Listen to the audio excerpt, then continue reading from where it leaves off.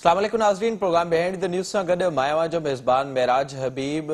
मुल्क में पहिरियों भेरो 5 सालनि बाद आदमशुमारी थी रही आहे। क़ानूनी तौर ते आदमशुमारी हर 10 सालनि बाद थियणी आहे, पर हिन भेरे 5 सालनि बाद थी रही आहे। उन ते बुनियादी तौर ते एतिराज़ MQM जमायत इस्लामी ऐं PTI खे हो, जिन पारां इहो चयो वियो हो त कराची जी आदमशुमारी में कराची जी आबादी खे घटि ॾेखारियो वियो आहे। पाकिस्तान पीपल्स पार्टी उन सॼे मामले ते राज़ी थी। 2020 में काउंसिल ऑफ कॉमन इंटरेस्ट वसीले पाकिस्तान पीपल्स पार्टी इहो मामलो खणी वई, जंहिं बाद आदमशुमारी जी मंज़ूरी ॾिनी वई। इहो चयो वियो त 2023 जूं हिन साल जूं जेके चूंडूं थियणियूं आहिनि, जनरल इलेक्शन्स, उन खां अॻु आदमशुमारी कराई वेंदी। उन आदमशुमारी जे लाइ मुसलसल MQM जमायत इस्लामी ऐं PTI पारां इहा कैंपेन हलाई वई त आदमशुमारी में सिंध जी राजधानी कराची जी आबादी खे घटि ॾेखारियो वियो आहे। उन मामले ते पाकिस्तान पीपल्स पार्टी बि मुसलसल राज़पो ॾेखारींदे नज़र आई ऐं नेठि इहो फ़ैसिलो कयो वियो त हिन भेरे पहिरियों भेरो आदमशुमारी डिजिटल कई वेंदी ऐं उन डिजिटल आदमशुमारी जो जेको मरहलो आहे उहो शुरू थी चुको आहे।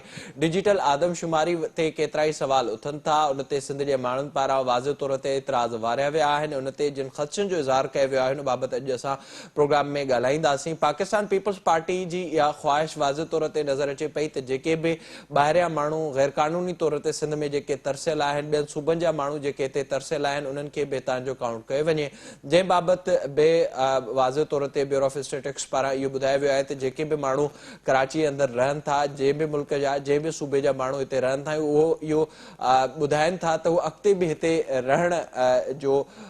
रहणु चाहिनि था त उन्हनि माण्हुनि खे हिते ई ॻणियो वेंदो। उन बाबति जमायत इस्लामी थोरे MQM ऐं ॿियनि पार्टियुनि पारां इहा कैंपेन हलाई वई आहे त कराची जी आबादी खे वधीक ॾेखारे सीटूं वधीक ॾेखारियूं वेंदियूं ऐं उन सां इहो इम्कान पैदा करण जी कोशिशि कई वेंदी त कराची जी जेका सिंध असेंबली अंदरि जेका रिप्रेज़ेंटेशन आहे उनखे वधीक ॾेखारियो वञे। जेका सूरत हाल मुसलसल नज़र अचे पई, उन में इहो वाज़ो तौर ते इम्कान आहे त जेके लखें धारिया वॾे तइदाद में मुसलसल इन्फ्लक्स जेको सिंध अंदरि असांखे नज़र अचे पियो, उन्हनि खे हितां जो काउंट कयो वेंदो ऐं उन्हनि जो हितां जो काउंट थियण सां वाज़े तौर ते सिंध असेंबली तोड़े वफ़ाक़ी जेका असेंबली आहे, नेशनल असेंबली आहे, उन जूं सीटुनि में बि इज़ाफ़ो थींदो। पाकिस्तान पीपल्स पार्टी इहो मामलो CCI में खणी वई। हाणे पाकिस्तान पीपल्स पार्टी हिनखे कानूनी कवर ॾियण जी कोशिशि करे पई। निसार खोड़ो पारां 2 ॾींहं अॻु में हिन मामले ते प्रेस कॉन्फ्रेंस कई वई हुई ऐं काल्ह सेनेट में बि इहो बिल आंदो वियो आहे। पाकिस्तान पीपल्स पार्टी जे निसार खोड़े, वकार मेहंदी ऐं ताज हैदर पारां उन में इहो मुतालबो कयो वियो आहे त जेको बि माण्हू आदमशुमारी जे वक़्तु जिते मौजूदु हूंदो उनखे उतां जो ॻणियो वञे ऐं उन मामले ते काल्ह इहो बिल जीअं ई सेनेट में आयो त उनखे डिफर कयो वियो ऐं कमेटी हवाले कयो वियो आहे। इहे ख़बरूं आहिनि त उन बिल खे जल्द मंज़ूर पिणु कराए वेंदो। सिंध जे माण्हुनि खे हिन सॼे मामले ते इहे ख़दशा आहिनि त जेके धारिया वॾो तइदाद जेको असांखे सिंध जी राजधानी कराची अंदरि नज़र अचे थो, उन्हनि खे अगरि हितां जो ॻणियो वेंदो त उन सां सिंध जी डेमोग्राफी खे ख़तरा आहिनि। उन्हनि ख़तरनि जो इज़हार मुसलसल सिंध जा माण्हू, सिंध जूं क़ौमपरस्त तरक़ी पसंद पार्टियूं कंदे नज़र अचनि पियूं। पाण हिन सॼे मामले जे हवाले सां ॻाल्हाईंदासीं। हिन वक़्तु आदमशुमारी जूं तयारियूं मुकमल थी चुकियूं आहिनि, शुरूआत थियण वारी आहे। उन बाबति जेके तयारियूं कयूं वियूं आहिनि उन ते केतिरा ई सवाल उथनि था। बुनियादी तौर ते जेको सवाल उथे थो, डिजिटल आदमशुमारी जे लाइ को बि टेस्ट नाहे कयो वियो, उनजो तरीक़ेकार छा हूंदो, छो त उन खां अॻु पाकिस्तान में इन क़िस्म जा मिसाल मौजूदु आहिनि त हैकिंग खां वेंदे नंबरनि जी फेरफार वाज़े तौर ते उन में मुमकिन नज़र अचे थी। जेके ॿोॾि सटियल इलाइक़ा आहिनि, जेके लखें घर किरी तबाह थिया आहिनि, जंहिं बाबति सिंध हुकूमत इहो ॿुधाए चुकी आहे त सिंध अंदरि को बि कचो घर नाहे बचो, उन्हनि खे कीअं ॻणियो वेंदो, उन्हनि जो मामले ते केतिरा ई सवाल उथनि था। गॾोगॾु इहो सवाल बि उथे थो त जेके माण्हू ॿियनि सूबनि, ॿियनि इलाइक़नि, ॿियनि मुल्कनि मां सिंध अंदरि आया आहिनि, उन्हनि खे बिना शिनाख्ती कार्ड जे छो थो ॻणियो वञे ऐं गॾोगॾु जेके धारिया सिंध अंदरि रहनि था, ॿियनि मुल्कनि जा माण्हू रहनि था, उन्हनि जे लाइ अलॻि खानो छो नाहे रखियो वियो, कहिड़ा इन जा नतीजा निकिरंदा, उन सॼी सूरत हाल बाबति अॼु जे प्रोग्राम में पाण ॻाल्हाईंदासीं। असांखे फोन लाइन ते जॉइन कयो आहे डॉक्टर महबूब शेख साहब, असां सां गॾु मौजूदु आहिनि ऐं वीडियो लिंक ते असां सां प्रोफेसर इनाम भट्टी साहब मौजूदु आहिनि। ॿिन्ही जी वॾी महिरबानी, thank you so much for joining. महबूब साहब, अवां खां शुरूआत कंदासीं। जेका ही सूरत हाल असांखे नज़र अचे पई, ज़ाहिर आहे इन ते ख़दशनि जो इज़हार मुसलसल सिंध पारां कयो वियो हो। पीपल्स पार्टी जेका हुकुमरान जमात आहे उहा हिन वक़्तु इहो किरदारु अदा करे पई त उहा चाहे पई त धारियनि खे तव्हां जो ॻणियो वञे। अवां छा था सम्झो इन जा कहिड़ा नतीजा निकिरंदा? साईं, तव्हां ॾाढे अहम मामले खे जेको असो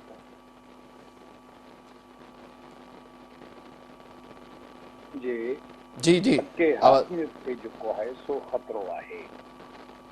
5 सालनि खां पोइ सेंसस कराइणु, शनाख़्ती कार्ड जो ख़ात्मो ऐं धारियुनि खे जेको आहे सो बिना शनाख़्त कार्ड जे, बिना कंहिं वाज़िह ऐं क्लियरिटी जे उन्हनि खे जेको आहे सो ॻणप में शामिलु करणु जेको आहे इन जो बिल्कुलु वाज़िह हिकिड़ो पैगाम मिले थो त इन जे पुठियां जेको आहे सिर्फ़ु ॻणप न आहे पर सिंधियुनि जी जेका हिन महिल जेका आहे 61% जे हिसाब सां सिंध में मेजॉरिटी आहे उनखे कंहिं नमूने में डाइल्यूट कयो वञे।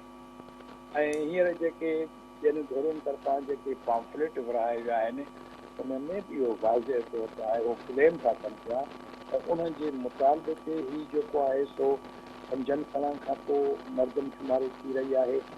असांखे त हैरत ऐं दुख थिए थो इन ॻाल्हि जो त पीपुल्स पार्टी वारनि खे इन में घुर थियण जी कहिड़ी ज़रूरत हुई। सिंध जे माण्हुनि हमेशह 1970 खां वठी पीपुल्स पार्टी वारनि खे अक्सरियत ॾियारी आहे सिंध में, उन जे वोटनि ते ई पीपुल्स पार्टी मर्कज़ में भाई। हाणे जेकॾहिं ॿियनि सूबनि में बि जेकॾहिं तो निकिरी वई आहे पीपुल्स पार्टी, सिर्फ़ु वञी सिंध बची आहे ऐं जेकॾहिं सिंध में बि निकिरी वई त पोइ उन ॻाल्हि खे छो था सोचनि। असांजूं जेके बि सिंध जूं जेके थिंक टैंक्स आहिनि जंहिंमें असांजी जी असांजो जेको आहे सिंध विजन आहे इन सभिनी जेको आहे गॾिजी करे सिंध कोऑर्डिनेशन काउंसिल जे प्लेटफॉर्म तां गुज़रियल जेको आहे हफ़्ते हिकु तमामु वॾो सेमिनार थियो ऐं सभिनी धुरियुनि जेको आहे इन ते एतिराज़ वारियो, सभिनी ॻाल्हाए। असांजे इन गुफ़्तगू ऐं इन सेमिनार खां पोइ इस्लामाबाद मां हुनजो चीफ स्टेटिस्टिकल ऑफिसर जेको आयो डॉक्टर नईम ज़फ़र, असांजी उन सां 2 कलाक मुलाक़ात थी। उन में जेके बि सिंध जूं जेके सम्झ वारियूं धुरियूं हुयूं उन्हनि जा नुमाइंदा हुया, उन्हनि वाज़े नमूने में पंहिंजा ख़दशात ॿुधाया। पर अफ़सोस सां चवणो पए थो त उन माण्हू खे जेको इस्लामाबाद मां असांजी ॻाल्हियूं ॿुधणु आयो ऐं असांखे जेको आहे सो उन तवजह सां इन सां वरी डिस्कशन हिसो वरितो, पर जेको हुन में आख़िर में हुनजे ॻाल्हाइण में ऐं पछाड़ीअ ताईं हुन इहो वाज़िह जेको आहे असांखे ॿुधायो त हू जेको प्रोग्राम ठाहे उते हलिया आहिनि उन तां हटण लाइ हू तयारु न आहिनि। त पोइ असां कीअं इहा चवंदासीं त इहा जेका आहे सा ॻणप जेका आहे सा फेयर आहे, ट्रांसपेरेंट आहे ऐं इन जी क्रेडिबिलिटी कीमत बि वाज़े नमूने में उहो क्लेम कनि था पिया त जेको आहे सो कराची जी आबादी जेका आहे सा 2.5 करोड़ खां बि मथे आहे, 3 करोड़ ताईं क्लेम कनि था। इहो कीअं मुमकिन आहे? 1 करोड़ 60 लख जी आबादी मां जेकॾहिं 10% हुन में इज़ाफ़ो थिए, 15% थिए, 20% थिए, हिकदमि जेको आहे हुनखे पीढ़ ते खणी वञनि, इहो कीअं मुमकिन आहे? हुनजी माना त ज़हन अॻु में ई ठाहियलु आहे। ज़ाहिर जेको असांखे नज़र बि अचे पियो। इनाम साहब बि असां सां गॾु आहे। इनाम साहब अवां ॿुधाइजो जेका सूरत हाल असां मुसलसल ॾिसूं पिया जंहिंजो डॉक्टर साहब बि ज़िक्र कयो, ही जॾहिं मामिलो आयो CCI वसीले खणी पीपुल्स पार्टी वई ऐं उन दौरान असां ॾिठोसीं सिंध जे सुञाण धुरियुनि पारां उन वक़्तु बि एतिराज़ वारियो वियो हो ऐं उन बाद जॾहिं हाणे इहो मामिलो आयो आहे कुझु एतिराज़ असांखे नज़र अचनि था त उन बाद सेनेट मां बि क़ानूनी कवर ॾियण जी पीपुल्स पार्टी जी कोशिश करे पई। अवां छा था सम्झो हिन जा कहिड़ा नतीजा निकिरंदा? महिरबानी। मेरा ॾिसो, पहिरीं त पीपुल्स पार्टी जो तव्हां जेका निसार खोड़े साहब जो 20 वारो बयानु पढ़ियो हूंदो त उन में त ईअं पियो लॻो जहिड़ो की सिंध जे आदमशुमारी ते सेंसस जेका डिजिटल थिए पई उन्हनि खे तमामु वॾा ख़दशात आहिनि। हू डबल पिया खेॾनि, माना हिकिड़े पासे ट्विस्ट उनखे ईअं पिया ॾियनि त जहिड़ो उन्हनि ते उनखे एतिराज़ बि आहे, ॿिए पासे समूरा कम पीपुल्स पार्टी कराईंदी पई वञे ऐं उन्हनि समूरनि कमनि में हिकिड़ो मुख्य कमु जेको आहे उहो इहो आहे, पहिरीं त इन जेका आदमशुमारी थियण जो सबबु आहे उहो पीपुल्स पार्टी बणी। ऐं हाणे जेको कुझु थिए पियो हींअर बि जेके एतिराज़ात आहिनि उहे इहे आहिनि त पहिरियों त 10 सालनि वारो जेको आइन में आहे उन खां अॻु में उनजो थियणु, ॿियो इहो त हिन वक़्त ताईं जेका टेक्निकल हिननि ख़ुदि जेका ब्यूरो ऑफ स्टेटिस्टिक्स वारनि हिकिड़ी मीटिंग सॾाई हुई जंहिंमें सिविल सोसाइटी ऐं ॿियनि टेक्निकल माण्हुनि खे बि जेको आहे सो घुरायो हो। उते हुननि खां जॾहिं टेक्निकल सुवाल पुछा विया त इन जो सॼी डेटा जो बैक एंड ते कंट्रोल कंहिं वटि हूंदो। जेकॾहिं मिसाल मां ॾिसणु चाहियां त एज़ अ जेको आहे सो हिकिड़े सिंध जे रिप्रेज़ेंटेटिव जे त मूंखे केरु ॿुधाईंदो त उनजो बैक एंड ते कंट्रोल जेको आहे उहो कंहिं वटि आहे। मूंखे जेकॾहिं कोई हिकिड़ो कॉलम ॾिसणो आहे त उनखे आउं कीअं वेरीफाई करे सघंदुमि? हुननि चयो त इहा का ख़बर कोन्हे, कंहिंखे बि कोन्हे। ॿियो जेको सॉफ्टवेयर हिननि पहिरीं ठहिरायो उहो फेल थी वियो। उनखां पोइ ॿीहर जेको हिननि वरी ॿियो सॉफ्टवेयर वरितो आहे, उहो बि अञा ताईं सॉफ्टवेयर्स जॾहिं बि के इस्तेमालु कबा आहिनि त उन्हनि खे टेक्निकली पहिरीं कंहिं हिकिड़े सैंपल ते मॉनिटर करण जे लाइ इस्तेमालु करे वेरीफाई करे उनखां पोइ उनजा रिज़ल्ट्स ॾिसी करे हलायो वेंदो आहे। हिते उहो बि कोन्ह थियो। ॿियूं जेके शयूं आहिनि त जीअं असां वटि जॾहिं मैन्युअल बि थींदी हुई त उन में असां हमेशह उन्हनि में ॾिठो त खाना कहिड़ा कहिड़ा आहिनि। कंहिं ज़माने में उते ॿोली जो खानो न हूंदो हुयो त असां सिंध वारनि डिमांड कई त उते ॿोली जो खानो थियणु खपे, त सिंधी ॿोली उन में शामिलु कई। त असांखे ख़बर पइजी वई त समूरे पाकिस्तान जे अंदरि सिंधी ॿोली ॻाल्हाईंदड़ केतिरा आहिनि। त हींअर बि जेका ही डिजिटल सेंसस जेकॾहिं थिए पई त उनजे अंदरि कहिड़ा कहिड़ा उहे खाना हूंदा, जंहिंमें हिकिड़ी जेका ख़राबु ॻाल्हि सभ खां वधीक आहे उहा इहा आहे जंहिं ते ख़ुदि पीपल्स पार्टी जी अॼु जेका क़यादत आहे हुन उते ख़ुदि ओपनली चई छॾियो आहे त असां सिंध जे अंदरि हर कंहिं जी जेका आहे उन्हनि खे ॻणप में शुमारु करणु चाहियूं था। पोइ उन में चाहे बर्मी, बंगाली, अफ़गानी ऐं ॿियनि सूबनि जा जेके बि हुजनि उन्हनि खे बि सिंध में शुमारु कयो वञे। यकीनी तौर ते इंटरनेशनली बि ईअं थींदो आहे त आलमी तौर ते बि जिते बि सेंसस थींदो आहे त शुमारियात जो हिकिड़ो मक़सदु जेको हूंदो आहे उहो हूंदो आहे टोटल काउंट ऑफ हेड्स, त जेतिरा सिर आहिनि, जेतिरा मथा आहिनि उन्हनि जी ॻणप थिए। पर उनखां पोइ ॿी जेका अहम शइ हूंदी आहे उहा इहा हूंदी आहे त जिते जिते जिन मुल्कनि में जिन इलाइक़नि में इमिग्रेशन जो मसइलो हूंदो आहे, ॿाहिरनि मुल्कनि जे माण्हुनि जे इन्फ्लक्स जो मसइलो हूंदो आहे, किथे की उते उन्हनि जा पंहिंजा इंटरनल जेके आहिनि से कॉन्फ्लिक्ट्स हूंदा आहिनि, त उन में उहे सभु वाज़े क्लियर जेको आहे सो खाना रखंदा आहिनि त जीअं ख़बर पए त कंहिंजी पॉपुलेशन केतिरी आहे ऐं केरु केतिरा आहिनि। मिसाल तौरु UAE जे अंदरि 12 खां 14% मुश्किल सां उन्हनि जी लोकल नेशनल पॉपुलेशन आहे। हाणे उन में इहो मक़सदु कोन्हे त हू ॿियनि खे ॻणींदा कोन्हनि, उन्हनि ॿियनि खे सभिनी खे ॻणींदा आहिनि त जेको बि उते आदम रहे थो उनजी ॻणप ज़रूरु थींदी, पर उन जी ॻणप जेका आहे उन में वाज़े थींदी आहे त ही UAE नेशनल आहे, ही UAE नॉन नेशनल आहे। त उन नॉन नेशनल में बि ॻणप थींदी आहे त किथे किथे जो आहे, पाकिस्तानी केतिरा आहिनि, इंडियन केतिरा आहिनि, बंगाली केतिरा आहिनि, फिलिपीनी केतिरा आहिनि, थाईलैंड केतिरा आहिनि, ईअं सुवाल ॿियनि मुल्कनि मां जेको आहे सो केतिरा केतिरा माण्हू आहिनि। त हिते जॾहिं असां इहो चऊं था त भले तव्हां उहा हेड काउंट्स त ज़रूरु कयो, पर असां हिते पाकिस्तान जे अंदरि 1940 जे करारदाद तहत हिकिड़े क़ौमी वहदत जी हैसियत सां शामिल थिया आहियूं। त हिते असांजा जेके ही सूबा आहिनि उहे क़ौमी वहदतूं आहिनि, उन्हनि जी पंहिंजी हिकिड़ी क़ौमी शिनाख़्त आहे। असांखे को एतिराज़ न आहे तव्हां वटि हिते पंजाब जा, बलूचिस्तान जा या KPK जा केतिरा माण्हू रहनि था, उनजी ॻणप भले कयो, पर उनजी ॻणप में इहो वाज़े थियणु खपे त ही माण्हू नॉन नेटिव आहे। उहो नेटिव ऐं नॉन नेटिव वारो बि हुजणु खपे त हिन जो हिन सूबे सां तालुक़ु जेको आहे सो कहिड़ो आहे, उहो कारोबारी सिलसिले में आयो आहे, नौकिरी जे सिलसिले में आयो आहे, या उन ॾींहं ते ओचितो घुमण जे लाइ अची वियो आहे, या 6-8 ॾींहंनि खां कंहिं विंदुर में, रांदि में, कंहिं में कॉन्फ्रेंस में, कंहिं में आयो आहे, बिल्कुलु उन ते न हुजणु खपे इंटरनेशनल ईअं। पर हिते तव्हां मुकमिल तौर ते इहो था चओ त न, जेके बि आहे उन्हनि खे ॻणियो ऐं उन्हनि खे सिंध जी शुमारियात में शामिलु कयो। ऐं ॿी शइ जेका शुरू खां वठी जेका इहा ॿोली ॻाल्हाई पई वञे त सिंध जी आदमशुमारी जेका आहे सा डबल थींदी, ऐं डबल में बि वरी उहा जेकॾहिं कराची जे हिकिड़े मख़सूस सोच जंहिंजे ई करे ही सॼी नई सेंसस थी आहे, जेकॾहिं उहा ई डबल थियणी आहे त पोइ मूंखे ख़बर न आहे त ही छा था चाहिनि। किथे ईअं त कोन्हे त पीपल्स पार्टी सिंध जे विरहाङे तरफ़ हथरादू तौर ते सभु शयूं करे पंहिंजो ज़हन तयारु करे चुकी आहे त सिंध इन खां पोइ भले विरहाइजी वञे, ऐं पोइ ही पाण ई डिमांड कनि त हुननि सां गॾु भले हुन पासे जॾहिं हुननि जूं सीटूं एतिरियूं वधी वञनि जो असांखे सभिनी खे पोइ तव्हां ड्रेजारियो त ईंदड़ जेको वज़ीर आला हूंदो उहो उर्दू स्पीकिंग हूंदो या कराची जो हूंदो, छाकाणि त उन जूं सीटूं प्रोविंशियल असेंबली में वधी वेंदियूं, त पोइ तव्हां उन जे बुनियाद ते चओ त हाणे ठीकु आहे, तंहिंखां बहितर आहे त तव्हां अधु असांखे वरी अलॻि करे ॾियो त उनजी हुकुमरानी वरी असां वटि हुजे। त किथे ईअं त कोन्हे त इहे सभु साज़िशूं उहे त कोन पियूं थियनि। त मूंखे त ईअं लॻंदो आहे त इन सॼे घन चकर में ही सभु जेको आहे सो उन सिंध जे मुफ़ादनि खे तीनवाल करण लाइ कयो पियो वञे। वफ़ाक़ जा पंहिंजा इंट्रस्ट आहिनि, कराची जे अंदरि रहंदड़ जेका सोच आहे उनजो पंहिंजो माइंड सेट आहे, ऐं पीपल्स पार्टी खे सवाइ इक़्तदार जे ॿी का शइ नज़र कोन थी अचे। हू जेके मुआइदा MQM सां कया उन्हनि PDM जे दौरान, उन वक़्तु बि उन्हनि खे सिर्फ़ु इक़्तदार अज़ीज़ हो, पर सिंध जा मुफ़ाद ऐं सिंधी माण्हुनि जा मुफ़ाद अज़ीज़ कोन्हनि।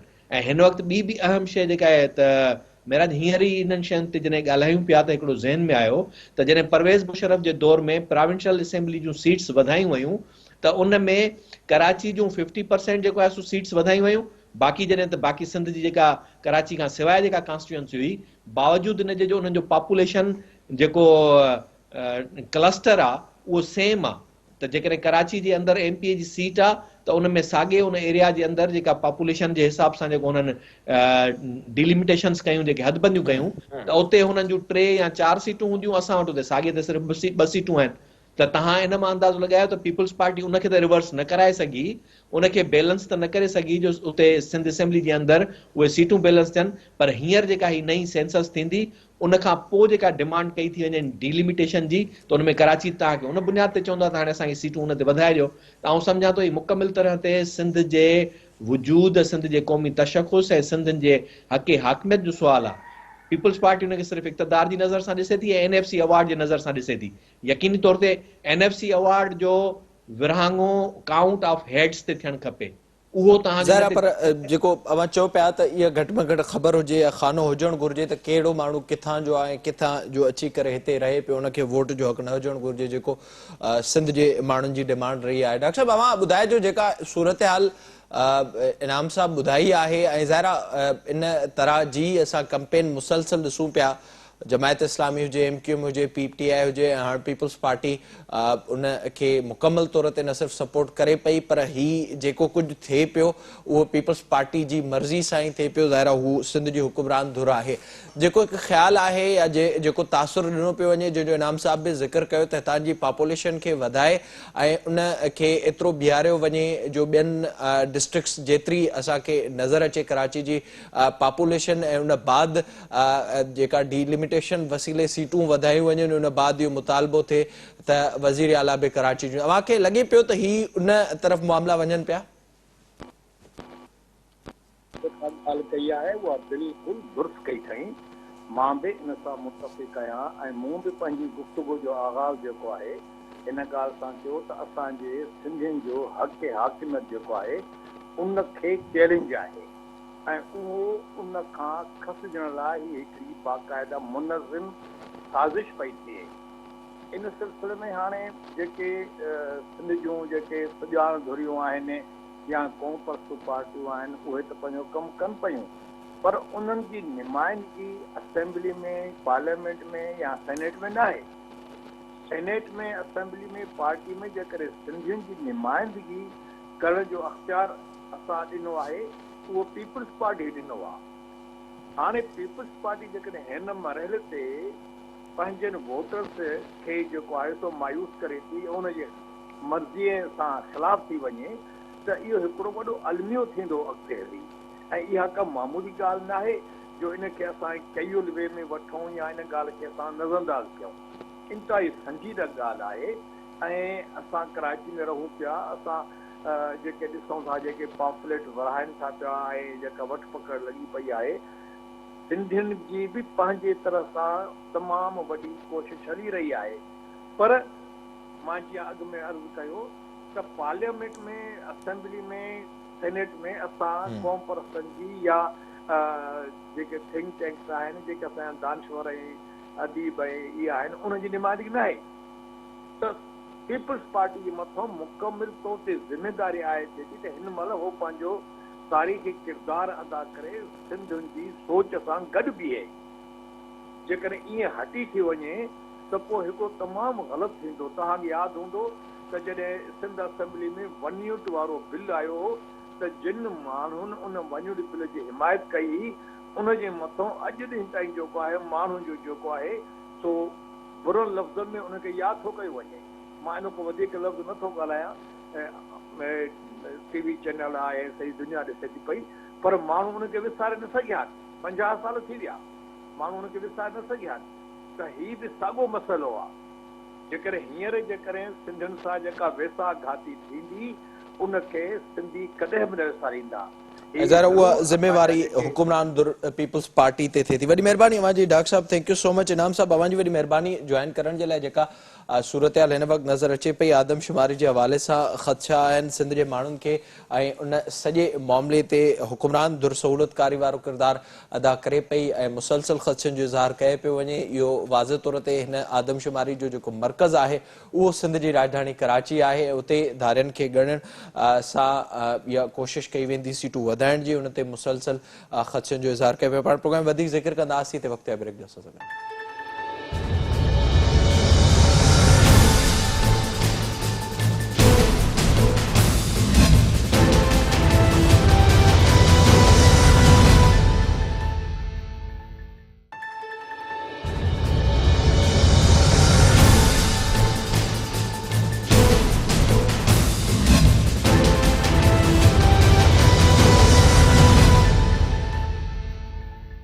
प्रोग्राम में ज़िक्र कंदासीं सदर आरिफ अलवी पारां इहो ॿुधायो वियो ऐं इहो ऑर्डर जारी कयो वियो त चूंडूं कराई वञनि। ख़ैबर पख्तूनख्वा ऐं पंजाब जे हवाले सां उन ते इलेक्शन कमीशन जो अॼु इजलास थियो, उन ते केतिरा ई सवाल उथनि था। उन बाबति पाण प्रोग्राम में ॻाल्हाईंदासीं। असांखे हिन वक़्तु फ़ोन लाइन ते जॉइन कयो आहे अॻूणा सेक्रेटरी जनरल ऐं इलेक्शन कमीशन जा मोहतरम जनाब कंवर दिलशाद साहब। सर अस्सलाम वालेकुम। कंवर साहब बहुत शुक्रिया ज्वाइन करने के लिए। सबसे पहले मुझे ये बताइएगा, सदर साहब ने जो ऑर्डर जारी किया, क्या आप समझते हैं कि उनके पास से इख्तियार मौजूद है इलेक्शंस के हवाले से? पहली सूरत हाल ये है कि सदर ममलकत ने कोई ऑर्डर जारी नहीं किया। सदर ममलकत इलेक्शन कमीशन को ऑर्डर देने के मिजाज नहीं है। उन्होंने एक खत लिखा है और उन्होंने कहा है कि जी इलेक्शन जो है वो इलेक्शन आपके सुबह पंजाब और खैबर पख्तूनख्वा में सेक्शन 57 के हवाले से उन्होंने कहा कि आप शेड्यूल जारी करें। तो उस पर इलेक्शन कमीशन पाकिस्तान की अहम मीटिंग हुई आज और अभी तक मशावरत जारी है और उन्होंने अटॉर्नी जनरल की खिदमात भी हासिल रखी हुई है। लेकिन अगर हम पूरे तनाज़र में तनाज़र में देखें तो वो दरअसल सदर ममलकत ने जिस सेक्शन का हवाला दिया है 57 का तो वो कौमी असम्बली के इलेक्शन के लिए होता है। अगर चारों सूबाई असम्बलियाँ और कौमी असम्बली डिजॉल्व हो जाती है, तहलील हो जाती है, तो फिर प्रेसिडेंट ऑफ पाकिस्तान देने के मिजाज हैं। लेकिन इसके साथ साथ एक आइन का आर्टिकल 105 भी है। तो आइन के आर्टिकल 105 के तहत गवर्नर जो है गवर्नर वो इलेक्शन की तारीख देने के कानूनी और आइनी तौर पर मिजाज इसमें जिक्र किया हुआ है कि गवर्नर देंगे। तो ये बड़ा अबहम सा हो रहा है और उन्होंने जो खत लिखा है इलेक्शन कमीशन पाकिस्तान को तो वो आईनी और कानूनी तौर पर वो दुरुस्त नहीं है हमारी नाकस राय के मुताबिक। लेकिन बहरहाल उस पर प्रेसिडेंट पाकिस्तान है और बहुत बड़ी वफाक की इलामत है। उस पर इलेक्शन कमीशन पाकिस्तान पर गौर खोज कर रहा है कि इसका खत का जवाब क्या दिया जाए और अटॉर्नी जनरल की खिदमात की हासिल की है उन्होंने। तो बहरहाल वो ये खत की तो उसकी खत की रोशनी में तो इलेक्शन कमीशन जो है पाबंद नहीं है। वो अपनी राय भी देगा और अपना तहफ़्फ़ुज़ का जवाब करेगा, कहेगा जी आपके पास तो इख्तियार ही नहीं है और इलेक्शन कमीशन पाकिस्तान के पास भी इख्तियार नहीं है कि सूबों के इलेक्शन के बारे में अपनी कोई डेट मुकर्रर कर सकें। तो ये बड़ा एक मसला है। इसमें ज़ाहिर है ये इतना ज़्यादा वो उतना आसान नहीं है कि सदर ने खत लिख दिया और इलेक्शन से जारी हो जाएगा।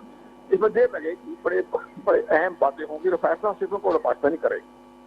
अच्छा कंवर साहब, जो इसमें मामला सामने आ रहे हैं, ज़ाहिर एक मौक़िफ़ है जो इस वक्त अपोजिशन में जमात है PTI उसका, और दूसरा मौक़िफ़ जो इलेक्शन कमीशन कह रही है कि उनको मदद नहीं मिल रही, ना ही जो फाइनेंस के हवाले से उनको पैसे दरकार हैं, सिक्योरिटी के हवाले से उन्होंने कह दिया कि उस पर ताउन नहीं हो रहा। तो आपको क्या नज़र आ रहा है, क्या इलेक्शन जो 90 दिन के अंदर होने हैं या इस वक्त जो निगरान सेटअप हमें नज़र आता है वो उससे आगे जा सकता है या फिर इलेक्शन कमीशन पाबंद है, जितने दिन कहे जा रहे हैं 90 दिन उन दिनों के अंदर ही इलेक्शंस करवाने हैं?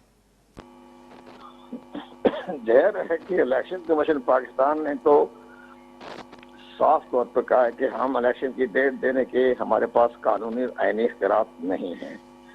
अब ये गवर्नर का मामला है, गवर्नर तारीख देता है तो फिर ये जो फंड का मसला है या सिक्योरिटी का मसला है, ये सानवी हैसियत है। तमाम फंड में मिल जाएंगे, पूरा स्टाफ ही मिल जाएगा और साथ साथ जितना भी इनको जो है लॉ एंड ऑर्डर की सूरत हाल के मुताबिक उन्हें फोर्स भी मिल जाएगी। लेकिन सबसे अहम बात जो है वो है الیکشن کی تاریخ مقرر کرنا. تو الیکشن کی تاریخ مقرر کرنے میں کئی چیزیں اہم رکاوٹیں ہیں، جس کی بنا پر گورنر جو ہے وہ ابھی تک اپنی صوابدید کے مطابق وہ اپنے اختیارات کو استعمال کرتے ہوئے اس کو ابھی ڈیٹ نہیں دے رہے. اس میں سب سے بڑی بات ہے کہ لا اینڈ آرڈر کی صورتحال بہتر نہیں ہے، خاص طور پر صوبہ خیبر پختونخوا میں بھی نہیں ہے، اور پنجاب میں صورتحال یہ ہے کہ ان کا مالی مشکلات ہے وہ تو رہتا ہے، لیکن گورنر کا پوائنٹ آف ویو یہ ہے کہ میں صوبوں کی ان صورتحال کو دیکھتے ہوئے انتخاب کی تاریخ نہیں دے سکتا. ان کا خیال یہ ہے، میری دانش میں یا ناقص رائے میں، وہ سمجھتے ہیں کہ ایک ہی دن الیکشن ہو جائیں، قومی اسمبلی کا بھی اور چاروں صوبائی اسمبلی کا بھی. اب آپ کا 3 مہینے کے بعد صوبائی اسمبلیوں کے الیکشن کے فوراً بعد آپ کی قومی اسمبلی کی تحریر کا وقت آ جائے گا. تو صوبوں میں اس وقت 2 گورنمنٹ ہو چکی ہوگی، جو بھی کامیاب ہوگی جماعت، اس پر پھر ایک شفافیت کہاں گئی؟ اور 2 صوبوں میں تو ان کی حکومت ہے جس پارٹی کی بھی ہو، تو اس پر الیکشن کمیشن بھی کہتا ہے کہ ہم شفافیت اور غیر جانبداری کہاں جائے گی؟ ان 2 صوبوں میں تو ایک اگر گورنمنٹ بھی آپ نہیں مقرر کر سکتے تو آلریڈی گورنمنٹ بن چکی ہوگی، الیکشن ہو چکے ہوں گے.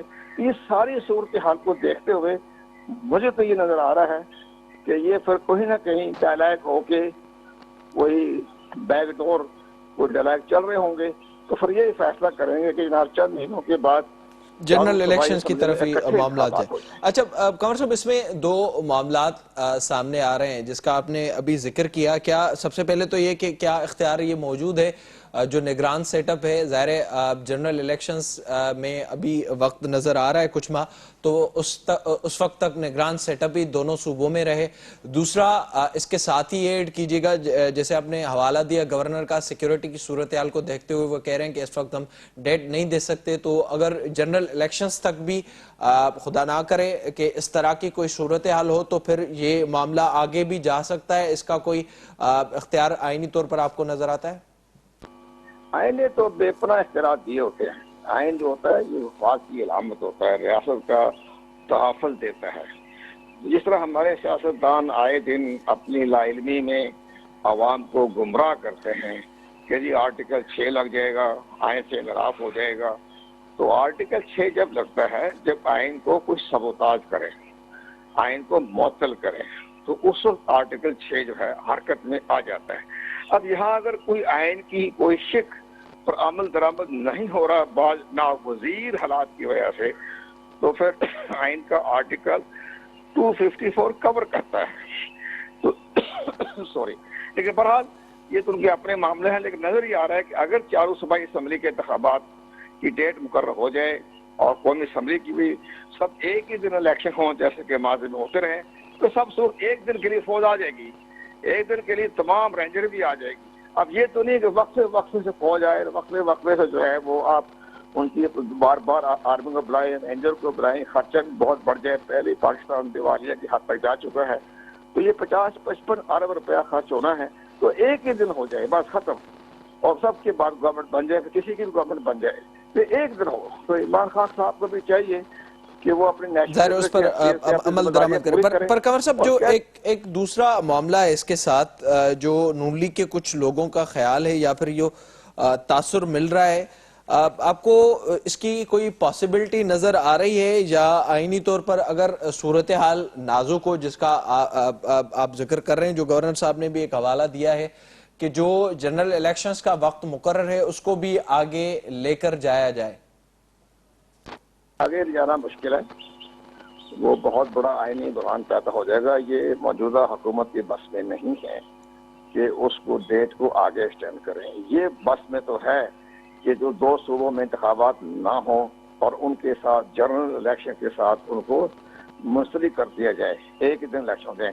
اس کے لیے ضروری ہوگا کہ کچھ حکومت آگے بڑھے، کچھ اپوزیشن کے جو اہم رہنما ہے عمران خان صاحب، وہ آگے بڑھے اور فیصلہ کر لیں کہ ٹھیک ہے اگست میں اسمبلی تو ویسے تحلیل ہو رہی ہے، تو کیوں نہ ہم 2 مہینے پہلے الیکشن کروا دیں. تو ان کی بات بھی رہ جائے گی، پاکستان میں بھی ایک دن کا انتخاب ہو جائے گا. اس پر تو غور و خوض ہو سکتا ہے، ممکن ہے آنریبل سپریم کورٹ اس کے بارے میں اپنی کوئی تشریح کر دیں. कंवर साहब, आखिर में मुझे ये बताइएगा, जो ज़ाहिर पी टी आई इस वक्त चाह रही है और उनका जो जिद हमें नज़र आ रहा है इलेक्शंस के हवाले से, अगर दो सूबाई असेंबलियों में पहले इलेक्शंस हो जाते हैं और कौमी असेंबली और मजीद दो सूबों में वक्त पर इलेक्शंस होते हैं, तो उसके बाद क्या बहरान आपको नज़र आ रहा है और क्या सूरत हाल होगी? देखा जी, अगर दो सूबों में पहले इंतखाबात हो जाएं तो फिर उसके बाद कौमी असम्बली के इंतखाबात हों या तो बाकी सिंध और बलूचिस्तान में इलेक्शन हो, तो वो शफाफ इलेक्शन नहीं करवाएंगे, क्योंकि दोनों सूबों में तो गवर्नमेंट किसी की तो बन जाएगी ना, तो वो तो फिर ज्यादा कौमी असम्बली के इंतखाबात हो रहे हैं। और ख़ास तौर पर पंजाब बहुत इंपॉर्टेंट सूबा है, और पंजाब में जो अक्सरियत हासिल करेगा वही हुकूमत में आएगा, प्राइम मिनिस्टर बनेगा, तो पंजाब में ही इंतखाबी जंग होगी। उसमें पहले अगर गवर्नमेंट बन चुकी होगी तो फिर वो इलेक्शन शफाफ तो नहीं होंगे ना। तो ये इस लिहाज से ये नजर यही आ रहा है कि इलेक्शन एक ही दिन। ज़ाहिर है फिर उससे मजीद बहरान का खदशा भी होगा। बहुत शुक्रिया आपका कंवर दिलशाद साहब, thank you so much for joining. जेका इन वक्त सूरत हाल नज़र अचे पई, सदर आरिफ अलवी पारा ख़त लिखियो वियो, इलेक्शन कमीशन उन बाबत को फ़ैसिलो नाहे करे सघे ऐं इहो ख़्यालु आहे इन वक्त त सॼे मुल्क अंदरि चूंडूं हिक ई वक्त ते कराई वञनि। PTI मुसलसिल इन ते नज़र अचे थी त जिन सूबनि में हुकूमत ख़त्म कई वई आहे, जिते निगरान सेटअप आहे, उते चूंडूं 90 ॾींहंनि अंदरि कराए वञनि या उन बाबति का तारीख़ जो ऐलान कयो वञे। इन वक्त जेका सूरत हाल नज़र अचे पई, उन ते वाज़े तौर ते इहो इम्कान बि मौजूदु आहे त मामला ॻाल्हियुनि ज़रिए हल थियनि ऐं का हिकु तारीख़ इलेक्शन्स जी ॾिनी वञे। इन सां प्रोग्राम जो पुॼाणी त पोइ पंहिंजे मेज़बान मेराज बुखे ॾींदा इजाज़त।